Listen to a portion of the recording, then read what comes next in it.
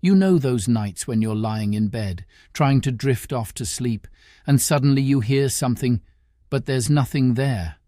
Well, what if I told you that sometimes the things you can't see are the most terrifying of all?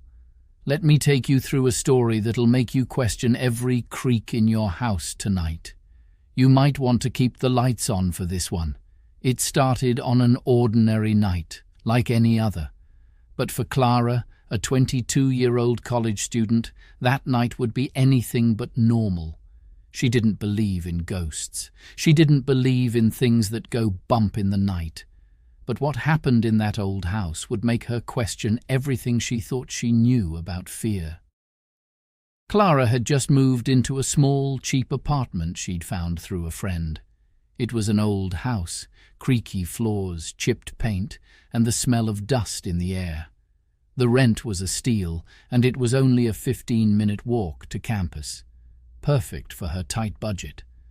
But there was one thing Clara didn't know. This house wasn't as empty as it seemed.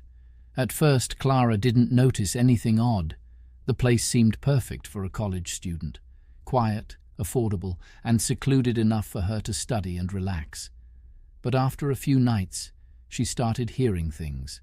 At first, it was subtle, a soft tapping on the walls that she brushed off as the house settling. But as the days went on, the noises grew louder, more distinct. The tap-tap-tap would turn into dragging sounds, like something heavy scraping across the floor. One night, after studying late for an exam, Clara heard it again. Only this time it wasn't just tapping. She could hear footsteps, slow and deliberate, moving closer and closer to her room. Clara froze, her heart pounding in her chest. She didn't know what to do. The house was supposed to be empty. She was supposed to be alone. Was it just her imagination? Or was something or someone lurking in the shadows? Clara tried to convince herself it was nothing. Maybe it was the pipes. Maybe it was a neighbor. But as the sounds grew more frequent, she couldn't ignore it anymore. She started leaving lights on when she went to bed. She started locking every door, double-checking that her windows were closed tight. But no matter what she did, the noises followed her. They would always happen at the same time, right around midnight. It was the third night in a row when Clara decided to do something about it. She grabbed her phone, turned on the flashlight, and crept down the hallway toward the sound. Her hands were shaking as she stepped into the dark kitchen. There she saw it. A chair, right in the middle of the room, facing the wall. But the thing that sent chills down her spine was the fact that it wasn't just standing still. It was moving, ever so slightly, rocking back and forth. Clara's breath caught in her throat. She reached for the chair, but before she could touch it, the sound of something heavy hitting the floor made her jump. She spun around, flashlight scanning the room, but there was nothing. The air felt thick, suffocating, like someone, or something, was watching her. She wasn't alone. As Clara backed away from the chair, she heard a whisper. Barely audible, but enough to send her blood running cold. It sounded like a voice, but it wasn't her own. "Leave. Now," it whispered, and then the sound of the chair stopped rocking. Everything went silent.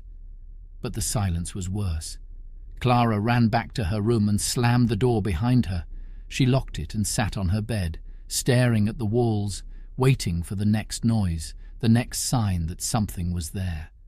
But there was nothing. Not a sound. It was as if the house had fallen completely still. The next morning, Clara decided to do some digging. She went online and found the old landlord's contact information. She had to know if anyone had ever reported anything strange about the house. Maybe there was an explanation. Maybe it was just her mind playing tricks on her. When she reached out, the landlord was hesitant to talk. He said the house had been vacant for years, but then, almost in a whisper, he mentioned something that sent a chill down her spine. "The last tenant. She left in a hurry," he said. "We never heard from her again, but if I were you, I'd find somewhere else to stay." Clara didn't need any more convincing. That afternoon, she packed her things and made plans to leave. But something inside her kept her there, some sick curiosity. She had to know what was really going on in that house. She couldn't just leave without answers. That night, Clara made the decision to confront whatever was haunting her. Armed with a camera and her phone, she set up a live stream in her room. She had no idea what she was expecting to happen, but she was determined to catch whatever was lurking in the dark. As the minutes ticked by, she stayed perfectly still, watching. The shadows in the corners of the room. Nothing. Then a sound broke the silence, the distinct scrape of something moving across the floor.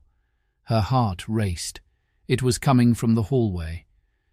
Clara's fingers trembled as she turned off the live stream and crept out of her room, the flashlight illuminating the path in front of her. Her breath was heavy, and the house felt colder, as though the walls themselves were alive with tension. When she reached the living room, the chair was there again, in the same spot, facing the wall. But this time, the atmosphere felt different. The air was thick with energy. The walls felt oppressive. Clara stepped closer, and then she saw it, a figure barely visible in the corner of the room, watching her. It was pale, its eyes black voids, and it was smiling. The grin stretched unnaturally wide. Clara's body froze. She couldn't move. The figure stepped toward her, its feet dragging across the floor, and as it got closer, it whispered the same words again. "Leave, now." But this time Clara didn't listen. The figure lunged at her, and everything went black. The next morning the house was completely silent. Clara's room was empty, her belongings scattered, her phone left behind. No one could find her, and the house stood there, cold and lifeless, as if nothing had ever happened.